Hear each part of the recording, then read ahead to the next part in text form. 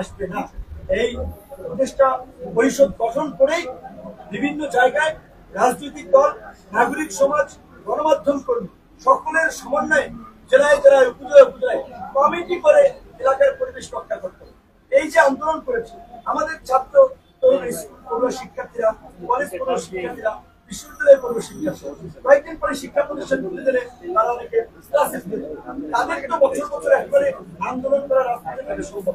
আজ এখানে গণমাধ্যমের একটা গুরুত্বপূর্ণ ভূমিকা রাখার সুযোগ তৈরি হয়েছে। আপনাদেরকে এইবার আপনাদের পেশাদারিত্ব দেখাতে হবে, আপনাদের প্রফেশনালিজম দেখাতে হবে, আপনাদের সেই ফ্রিডম, অবাধ স্বাধীনতা আল্লাহর রহমতে এখন আপনাদের আছে। কাজে আপনারা এইগুলো তুলে ধরবেন।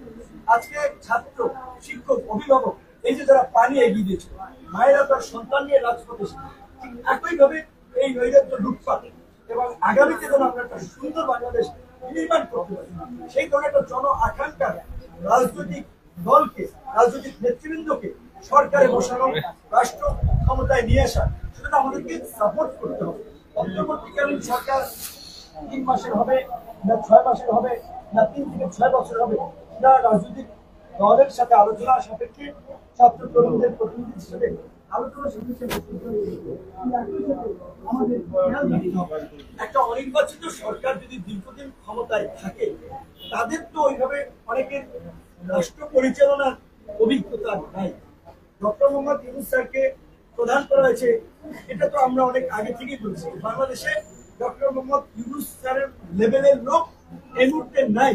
তো তার প্রশ্নে আমাদের অগাধ শ্রদ্ধা, ভালোবাসা, সমর্থন আছে, কিন্তু একটা গণতান্ত্রিক রাষ্ট্র নির্বাচিত জনপ্রতিনিধিদেরকে যত দ্রুত সম্ভব রাষ্ট্র পরিচালনায় নিয়ে আসতে জনগণের ম্যান্ডেট।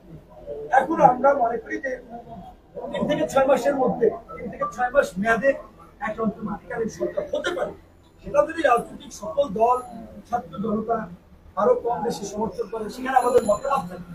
কিন্তু 3 থেকে 6 বছর যদি একটা অনির্বাচিত সরকার থাকে, তাহলে সে দেশে গণতন্ত্র থাকবে, ওটা আরেকটা অন্যরকম পরিস্থিতি কিন্তু তৈরি হবে। কাজে এখানে আমাদের কিন্তু সতর্ক থাকতে হবে এবং এই আন্দোলনে বিশেষ করে আমাদের লিখিত বেশ কিছু দাবি দেওয়া আমাদের সাধারণ সম্পাদক জানিয়েছে যে আমরা বর্তমানে সব রাজনৈতিক দলকে এলাকায় এলাকায় শান্তি সম্প্রীতির জন্য জনসাধারণ, নাগরিক সমাজ, সংবাদকর্মী, স্থানীয় প্রশাসন যারা আছে তাদের সাথে মত বিনিময় করার জন্য, মত বিনিময় সভা করার, সম্প্রীতি র্যালি করা, এগুলোর আমরা আহ্বান করি।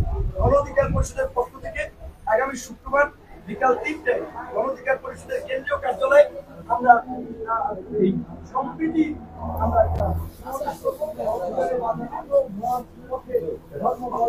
মানুষ থাকবে, আমাদের এই ভাষার সমাবেশ সব মত পথে মানুষের নিয়ে আমরা কোনো জাতি এবং সম্প্রীতি প্রতিষ্ঠায় আমরা আবেদন জানাবো।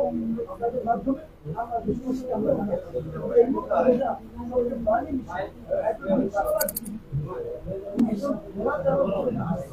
আমি জীবিকা করেছিলাম, আমি ছিলাম আমার দুইটা টি-শার্ট আমি ও বলছে হকারি করে পানি গেছে, পানি বাসে পানি শোষা গেছে, লুঙ্গি পরে ওই বছর ধরে নিয়েছে, গুলি বিদ্যে শরীর পয়সা যাচ্ছে, পা দিয়ে রক্ত করছে, পুষ বেরোচ্ছে।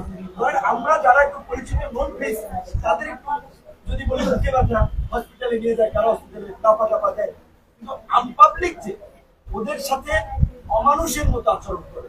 এই যে জেলখানায় যারা আছে, বাইরে যারা আহত আছে, এই আহতদের চিকিৎসা আমি সেনা প্রধানকে অনুরোধ জানাবো যে আপনি যেমনি ভাবে বলেছেন গণহত্যাকারীদের প্রত্যেককে বিচারের মুখোমুখি করা হবে, বিচারটা অবশ্যই হবে। ভারতের সাথে তেল দরবার চালিয়ে শেখ হাসিনাকে বাংলাদেশে ফিরিয়ে আনতে হবে।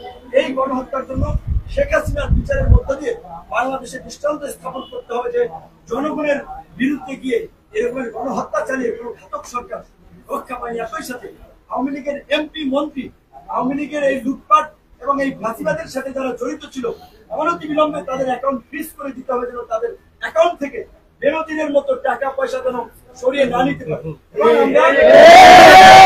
আসলে এই লুটেরাদের সম্পদ কেউ কিনবেন না, ফ্ল্যাট কেউ কিনবেন না, টেলিভিশনের মালিকানা কেউ নিবেন না।